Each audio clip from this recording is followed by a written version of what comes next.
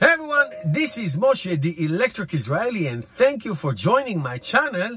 If you're new, please subscribe and help me change the world one electric car at a time. Thank you to all my patrons and those who ordered a Tesla using my referral code.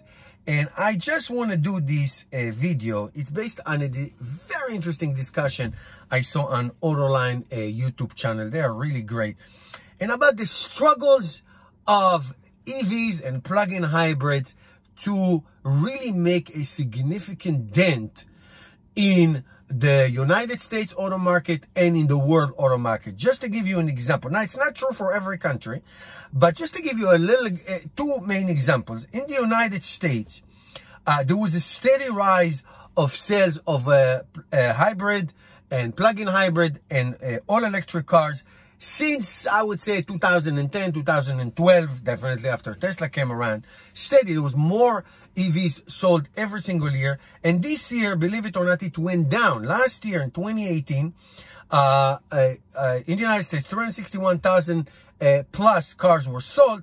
This year, 29,500-ish was sold. So 30,000 less, which is about 2% of all cars in the United States. Around the world, in 2018, there were a little bit over 2 million electric plug-in hybrid cars were sold, and last year, 1.940. So I would say about 67, almost 70, 80,000 less, which is 2.5% of all EV market. But if you, of all cars in general. If you look in the United States solely, so out of the 330,000, a little bit less than 330,000, 200,000 of those were just Teslas. 200,000, way over 60%. 158, almost 160,000 Model 3s, 19,000 plus Model X's, and 14,000 plus Model S's. So if you take out Tesla, you will left with a very, very minuscule number. Very minuscule number. And globally, Tesla holds around, I would say, 17 or 18% of the EV market, of the EV plug-in hybrid market. And the question is, why is that? Now, I and you watching channels like this, living in a little bit of a bubble. We know all these things, and we are reinforcing what is it that we know. Now, I try to do the best I can, and I know that many of you do the same thing, to encourage people to switch to EVs. But I'm telling you, outside of our bubble, people have no idea what is this, especially when it comes to plug-in hybrid. I can just give you a couple numbers just so you see. The Prius Prime, which has a 25 miles of electric drive, has sold last year 23,630. That's not a lot. The Chevy Volt, which I still own, which is now discontinued, sold a little bit less than 5,000.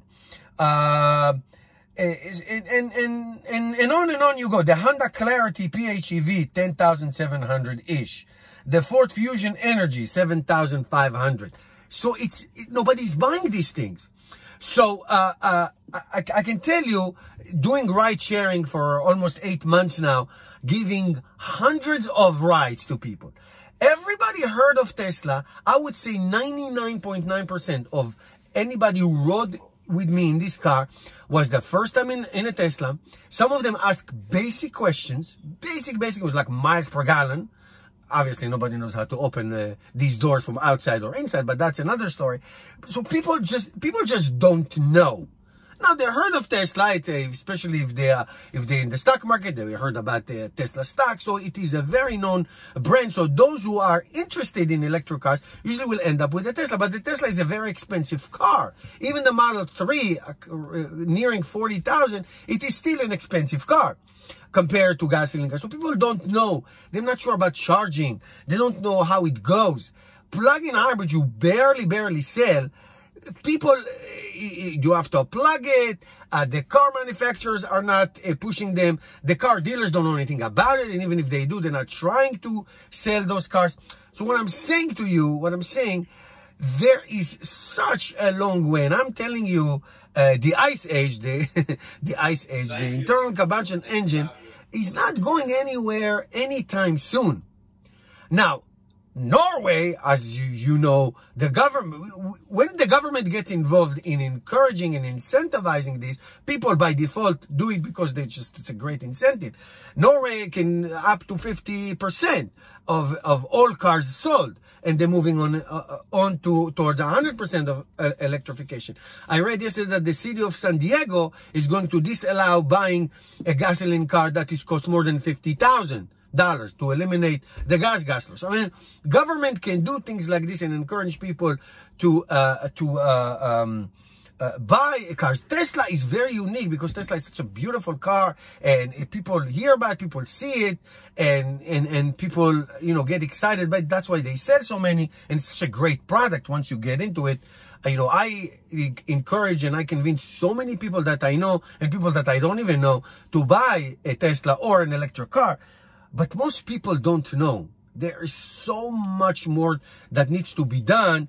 And I think that's when governments can get involved in terms of incentivizing. For example, the state of New Jersey, where I live, now give you a $5,000 rebate on any electric car costing $55,000 or less. So that's great. That covers Chevy Bolts and obviously Tesla Model 3s and the future Cybertruck, the first two trims and all that, and all the plug-in hybrids that cost less than that. So that's what this state is doing, and other states, and that's good. And it's awesome.